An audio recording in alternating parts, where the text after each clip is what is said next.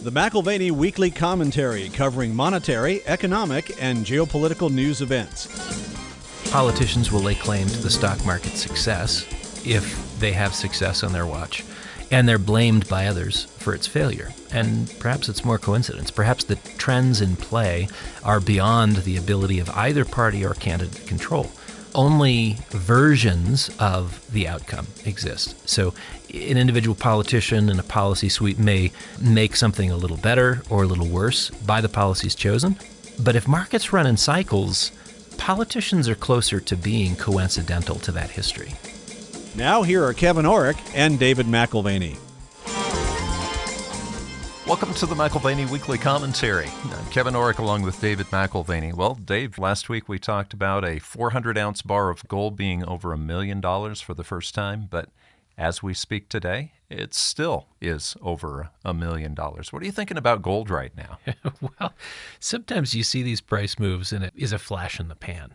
And when we had the Russians invade Ukraine, the price went higher, the COT reports got very clustered and crowded. That's the commitment of traders when you say COT. That's right. Yeah. And it was a flash in the pan. Right. I have a feeling that this is a little bit different. And there are a wide array of things that the global audience of investors are looking at. And they're not being appeased. There is nothing, even NVIDIA's reports this quarter, it's not enough to keep them from adding to their ounces. Well, yeah, it's interesting. NVIDIA has been sort of an anomaly. I can't help, when we're talking about NVIDIA, I'm thinking about artificial intelligence, and I think a little bit about the history of the computer.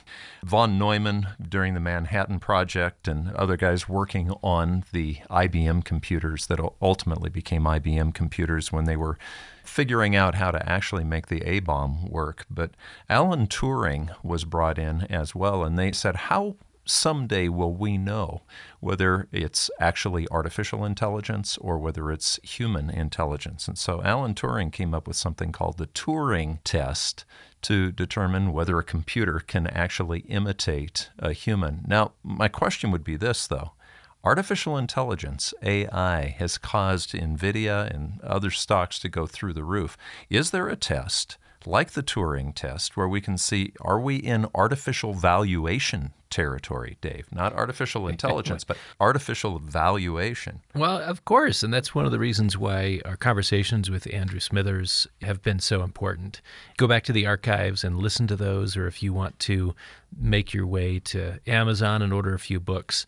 The Q Ratio, I think he wrote that in about the year 2000, and then a few years after, Valuing Wall Street with Stephen Wright. They were co-authors, and just a brilliant look at how you can look at 10 or 20 different measures of value and which of those 10 or 20 are the very best in terms of consistency through time, through any cycle, and they land on the cyclically adjusted price earnings multiple and Tobin's Q, which is just the measure of the value of stocks compared to their replacement cost. Right. And right. So, well, in the cyclically adjusted price earnings ratio, a person can Google that and just look at the last few decades and just look and see how it tracks stock market rises and crashes, valuations when they get too high. It always points. That is a good test when I ask about artificial valuation or true valuation. Yeah, now that is one that's looking at earnings. If you're looking for an egregious mark to absurdity, it is NVIDIA at price to sales of over 40 times. You know, this week, NVIDIA reports for the quarter. Why does everyone seem to care? Bank of America study shows 78% correlation between NVIDIA shares and the wider market price action. Bloomberg makes a complementary point. There is no precedent for a company so quickly rising to be a 6% share of the entire S&P 500 index. It's a capitalization-weighted index, and no company in a matter of 3 years has had that kind of ascendancy. Just as there's no precedent for a company improving its market cap by $3 trillion in 21 months. That is amazing. So the launch of ChatGPT and the 20-month ascent that followed has been nothing short of mind-bending.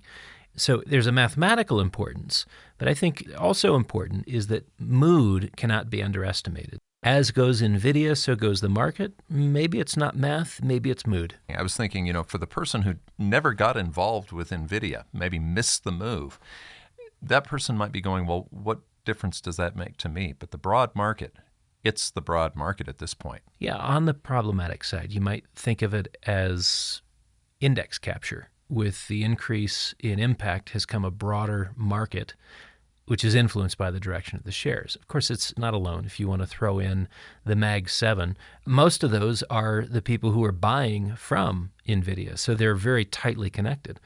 And so correlation, as you well know, correlation is not causation. We're often reminded of that. But the mood in the market has in recent months been either as manic or as depressive as the shares of NVIDIA. As go the Mag 7, as goes NVIDIA. More specifically, the spoils of AI, so goes the market. You just now said correlation is not causation. And I remember reading a great article in Foreign Affairs, Dave, that you pointed out a few years ago on big data and how it comes to decisions. Now, AI, they've programmed some things in that make it look more like intelligence, but it still boils down to correlation of large amounts of data, not necessarily wisdom. And I think about Apple, and I think about Alphabet, and I think about some of these other companies right now, that it's looking like an anomaly that's playing into the whole market. And I wonder if we were to actually look at a correlation of this time is different. What if we actually just measured every time somebody said this time is different and then see what the outcome is after that? What correlates to that? You know, with new or fresh late cycle phenomenon come the rationalizations for why this time is different.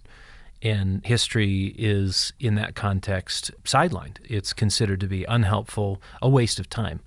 And so like NVIDIA rewriting the rules, Apple and Alphabet defying earnings gravity, these things should, we're told, cause us to discard valuation metrics that have failed to capture these company-specific anomalies.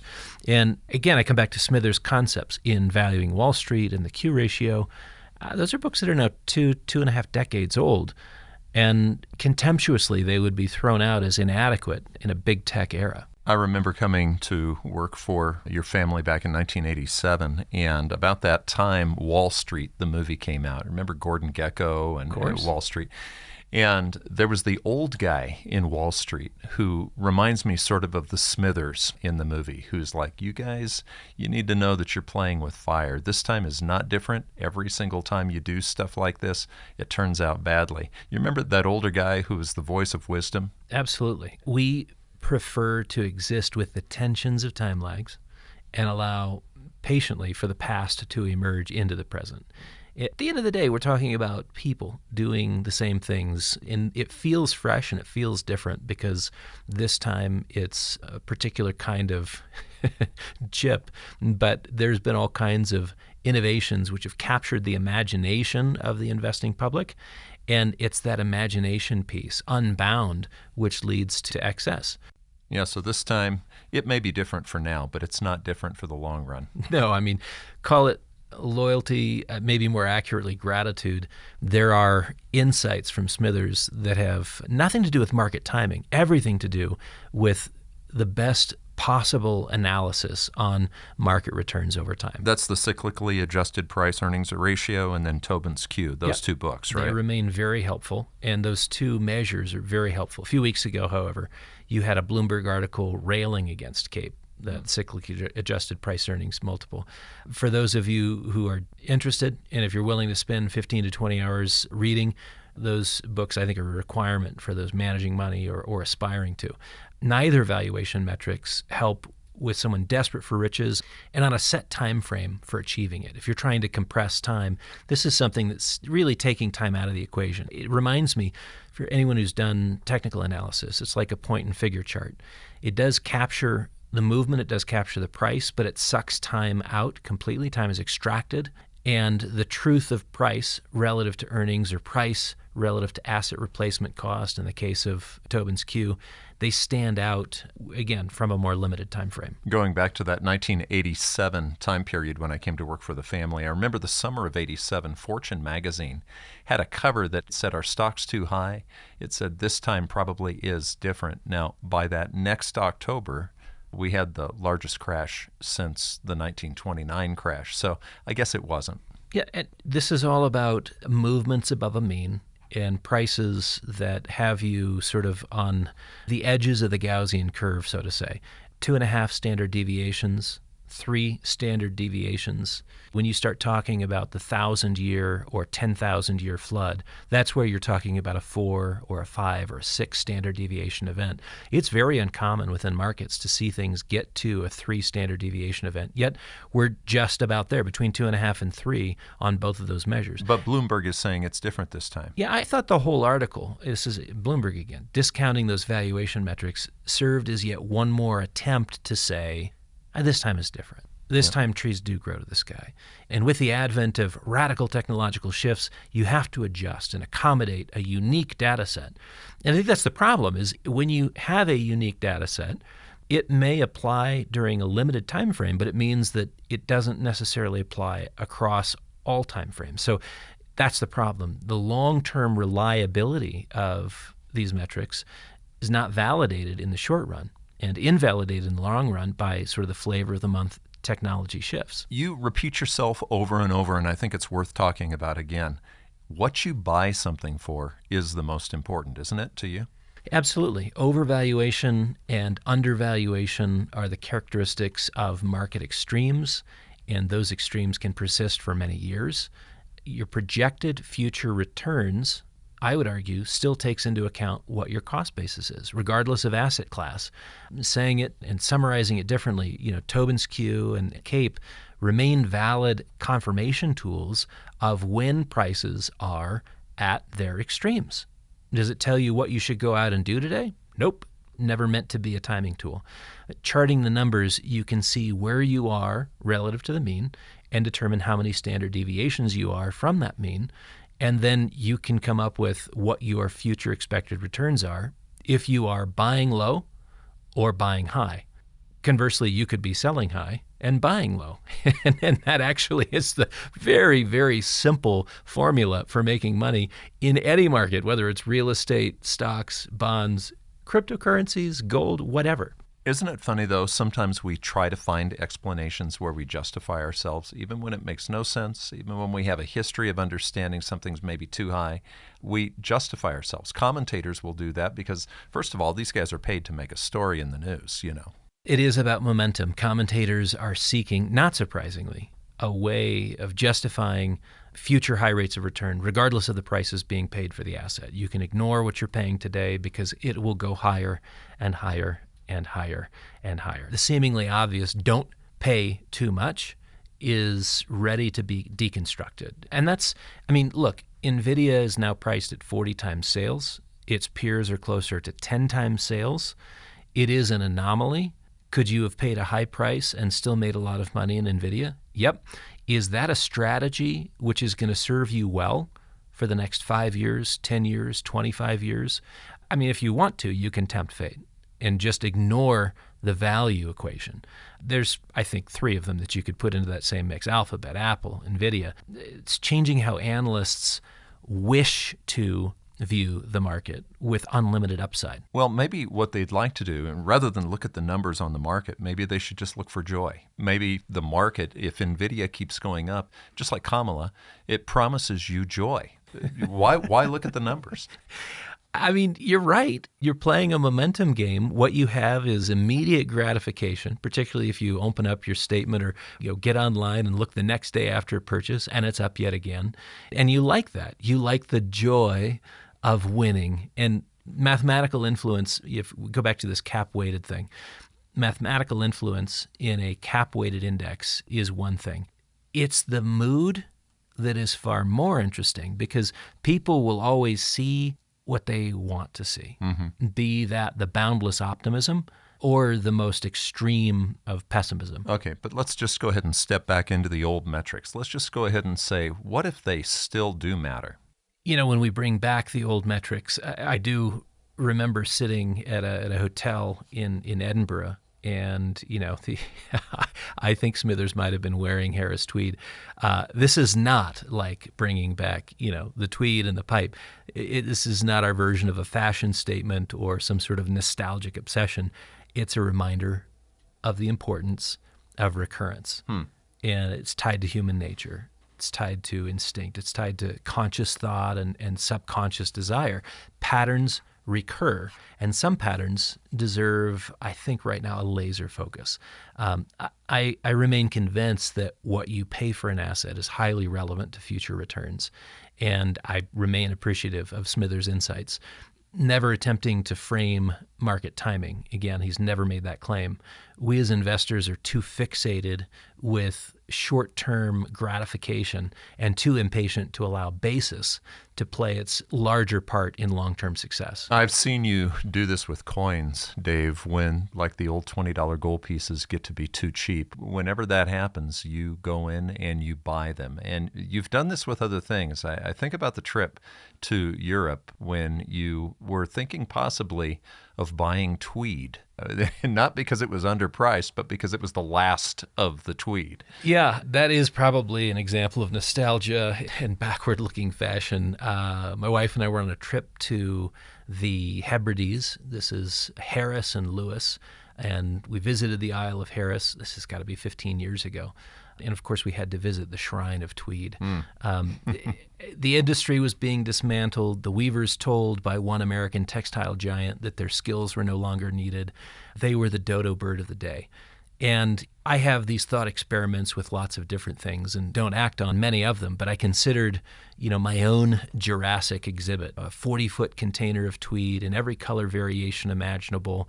I could get it shipped to the United States if my math was right, fillable and shippable for $20,000 all in. And what would you do with it when it got here, Dave? Yeah. What does one do with a 40-foot container of tweed? Yeah. Well, I can answer, I don't know, in part because very reasonable spousal conversations and, again, many of those thought experiments of potential investment opportunities, they are never acted on, mostly for good reasons. The death of tweed, as it turns out, was highly exaggerated. It's not entirely extinct, and I've even wondered if that example of tweed inventory clearance is something that happens for every American that walks through the door. They're told some romantic historical narrative, the 100-year-old trade, and the pressure that they're under from corporate foreign nationals, squelching creativity, ruining the artist and the craftsman. And here are the last remnants of truth making the journey to America in a 40-foot container. You're the one who saved the tweed. Yeah, well, I've never been back, but I do wonder if the tweed salesman on that day is any different than the Persian rug purveyor who's going out of business for the 1,000th time and discounting stock to nearly free. Not nearly, but close enough. Well, let's go back to mood then, because again, politics right now is either selling fear or joy. But can you really apply mood? How long can you apply that to the market? I mean, Smithers is talking math here. Yeah, and I think that's what I like about it. It's math, plain and simple. What is everyone else selling today? You come to the United States and it's fear of a despot. Yeah. About that for both parties. That's what they agree on. And obviously they don't agree on who is the despot, but that's what we're afraid of. I read from the Peterson Institute's Adam Posen. He had a piece in the Financial Times. This is very interesting in light of last week's move by the Federal Reserve, but he said we should prepare for a pivot to Fed tightening, not the market's now 200 basis points of cuts currently expected by the middle of next year. That's 2025. And Posen's expression was one of fear, primarily fear of Trump, not unique. Neither is it unique that there's fear of outright communism from Kamala being elected. So it's fear, which is prominent with both parties. Ample literature in the lead up to the election, which writes in the language of catastrophism, leans heavily on hyperbole. If you're not afraid, you don't understand what's at stake. And that's what both partisan sides are saying. Fiscal policy, in Posen's view, will be a disaster in the U.S., regardless of a Trump or Kamala victory. And on that, I completely agree. As we discussed last week, the math is bleak. But who's more inflationary? Who's more recessionary? That's where all of a sudden you begin to see perhaps a bit of bias peek through in Posen's writing. I like to borrow occasionally from our friends at Elliott Wave Theorist and just say that too often we attribute cause where coincidence is closer to the truth. Well, see, that's that correlation thing that we're talking about. if something happens to you and there's some event nearby, you can possibly think that that's going to happen each time.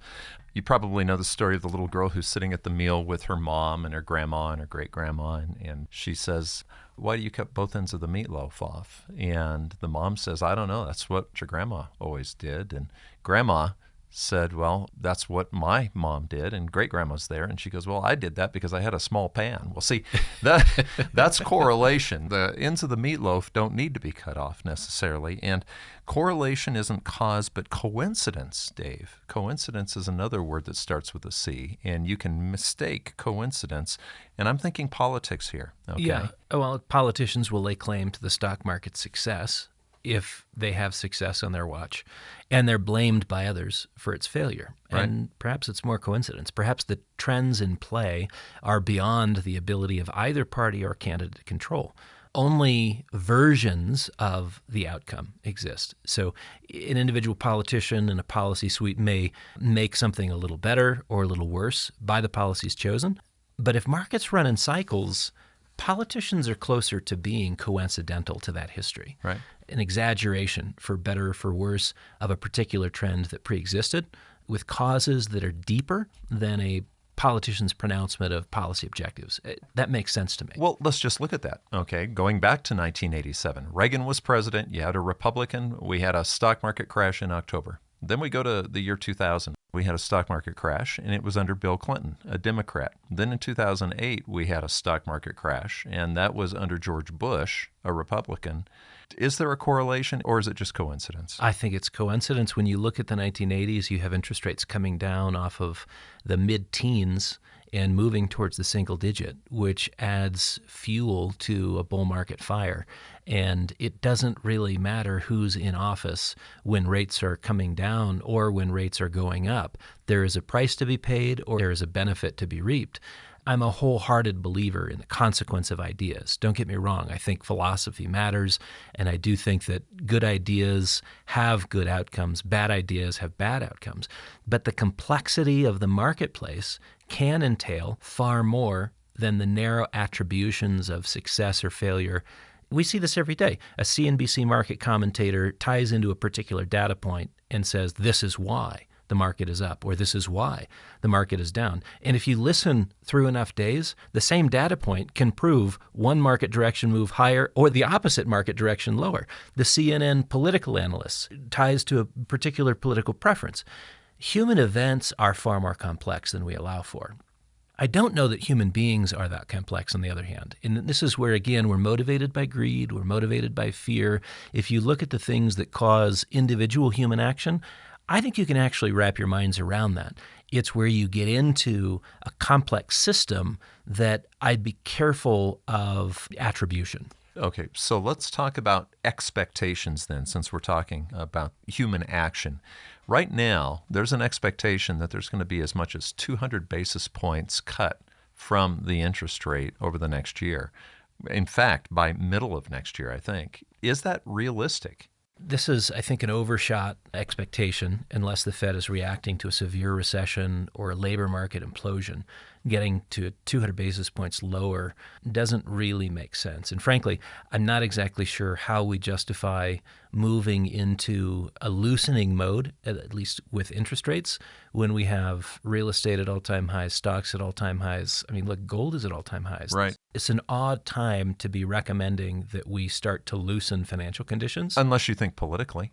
Dave, you've been saying now for the last couple of years you could expect interest rate cuts going into an election.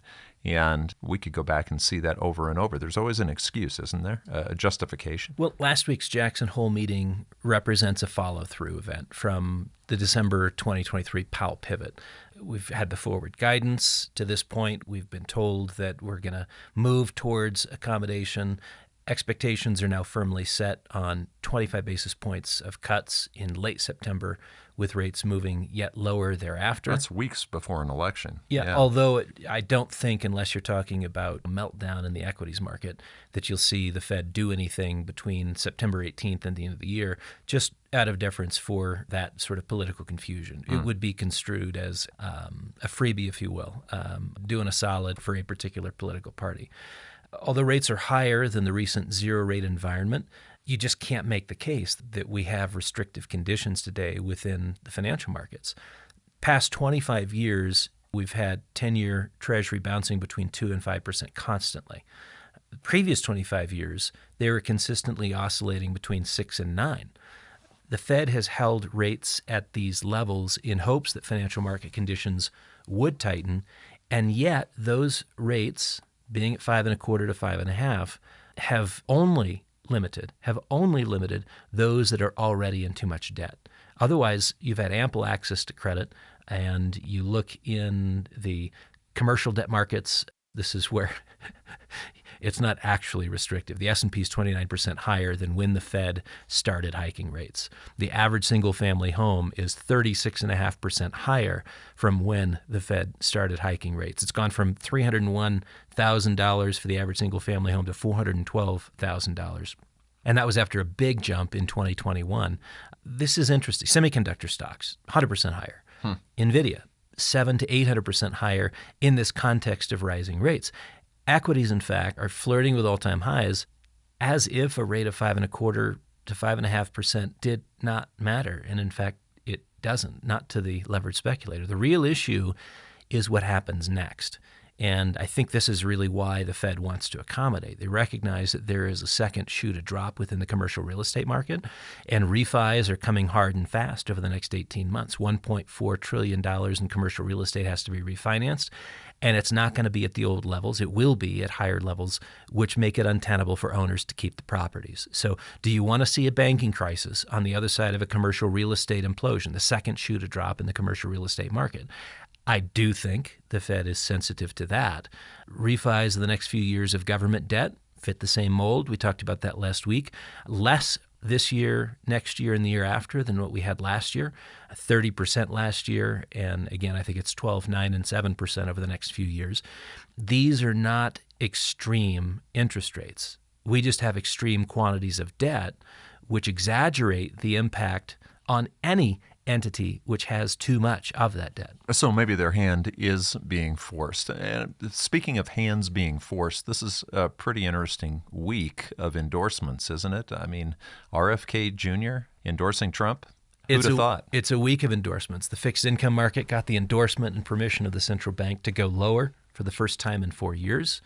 Trump got the double endorsement of RFK Jr., and this was really interesting, the ex-vice chair of the Democratic National Committee, Tulsi Gabbard.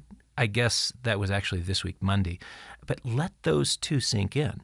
RFK's exit speech was fascinating to me, a reminder that candidates can be for something. In other words, not they can just have against, huh? Right, they can have policies which they think will make the world better. Not just a stance of we're against this or we're against that or we're against that person. Yeah, but Kamala's for joy. I mean, she's for something. I kept on looking, giving everyone the benefit of the doubt when possible. Last week's DNC in Chicago, policy light, entertainment heavy. I've spent time on Kamala's website. Not even in the FAQ is there any clarification about the issues. This is not a campaign run on issues. In fact, other than the images chosen that represent, being pro-productive rights or what have you, there's nothing. There is nothing. Yes, but they're for against Trump. They're for against Trump, wouldn't you say? I think a part of the issue is that you didn't have a primary. Yeah. Right? So there's no need for clarification. There's no need for contrast with your democratically competitive cohort. So what we have is nothing to criticize, nothing to debate. It's not a race about issues. It is pure and simple about what you're against. And that would be Donald Trump. Right. Again, this is what's interesting. It's not Trump's view of X. It's not Trump's view of Y. It's a hard no on Trump. It's not the issues. It's just no to Trump at any cost. Right. And the news media supports the hard no. The diatribes from Democrat politicians have gone so far as to inflame an assassination attempt. It's a race about whose story of unfolding fear resonates with the most people before that November election. War has been declared by the DNC, and truth is its first casualty. The GOP stands at the ready to kill truth with friendly fire. It's not as if they're, playing a game where we're after exploring what we're for. We are against the worst case scenario, and that's what is being promoted by the media as well. Well, we're not hearing any issues, but, the other thing we're not hearing is the 93% of Kamala's staff that have all left. I haven't heard any interviews with what they think the outcome's going to be of her presidency. Well, it really is a vision of defeat for your opposition. That's what's in play. It's not the same thing as a vision of victory. Right. We still need to see. It remains for there to be some illumination of what Biden's proposed successor wants to create if given the opportunity. Her detractors can tell you by inference, but it would be nice to hear it from her. What are you for, Mrs. Harris? If joy is your answer, then I suggest you choose another profession. Go plant a garden, snuggle up with a basket of kittens, but don't run to be leader of the free world. Joy is not a platform. And I grant you, Trump is no wordsmith, but at least you know where he stands, whether you like that or not. Well, and the Democrats have to ask themselves 4 years ago, how many cast a vote for Kamala during their primaries? It's a great question. The Democrats were not particularly enthused about her as president 4 years ago.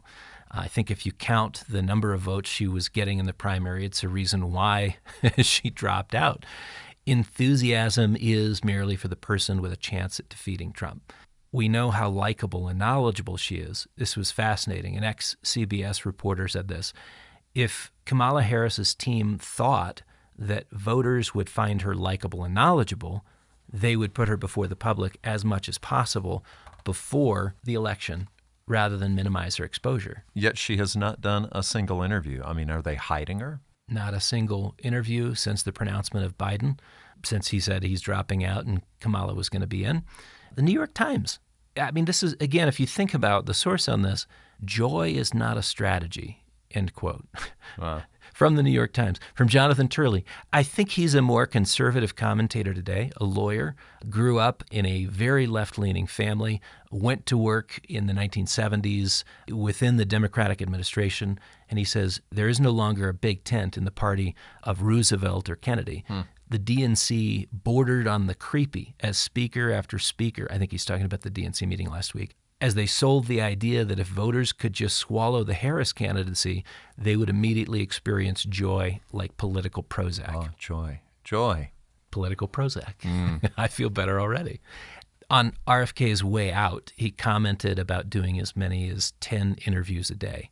And we haven't heard from her once on an unscripted basis in 5 weeks. I thought it was interesting. This is not an accident. It's a choice.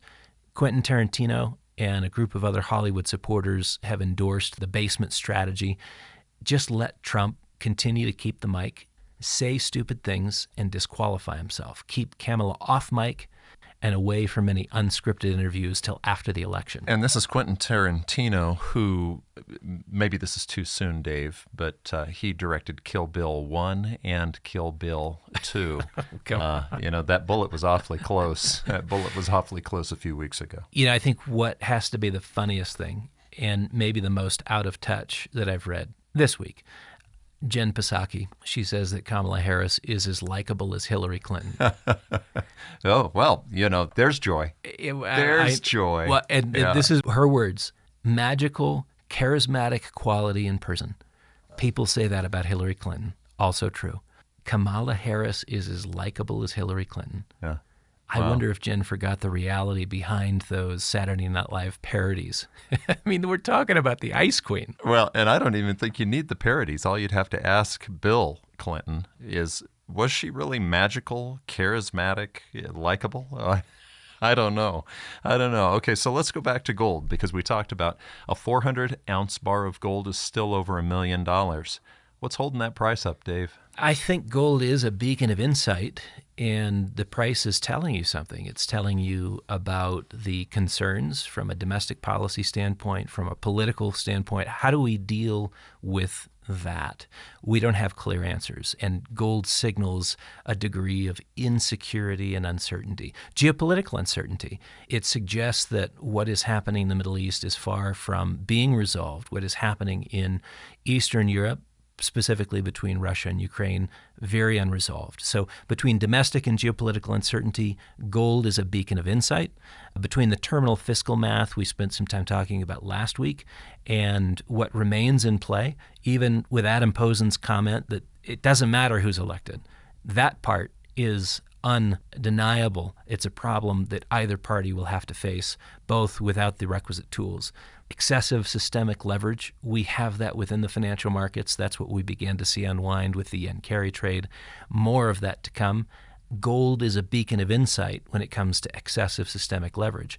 And then I think the end of cycle dynamics, which are well captured by the CAPE and the Q ratio, again, gold is suggesting to you that we have more than a few hiccups ahead within the equity markets, and perhaps having something outside of that chaos makes some sense. So a beacon of insight in the form of gold, it's not a question of if, but when. And I think the patient gold accumulator will appreciate chaos is more often than not a surprise. It reminds me when I talk to clients about the 2 T's of investing. There's timing and there's trend. Trend is a lot easier to predict than timing. And wouldn't you recommend at this point, Dave, that if it makes sense going forward, don't try to time it, just look at the trend? Yeah, the trend is in place. I think we have a considerable upside in the gold market. It is trading at all-time highs. You know, I've often quoted Rudiger Dornbusch, in economics, things take longer to happen than you think they will. And then they happen faster than you thought they could. I think that's the reality both with the price of gold and with some of the economic travails that we have ahead of us. Those are distinct from financial market travails. They can complement, they can play off of each other, but we have both ahead. And I do think that gold is that beacon of insight as to what happens next. You've been listening to the McAlvany Weekly Commentary. I'm Kevin Orrick along with David McAlvany. You can find us at McAlvany.com, McAlvany.com, and you can call us at 800-525-9556. This has been the McAlvany Weekly Commentary. The views expressed should not be considered to be a solicitation or a recommendation for your investment portfolio. You should consult a professional financial advisor to assess your suitability for risk and investment.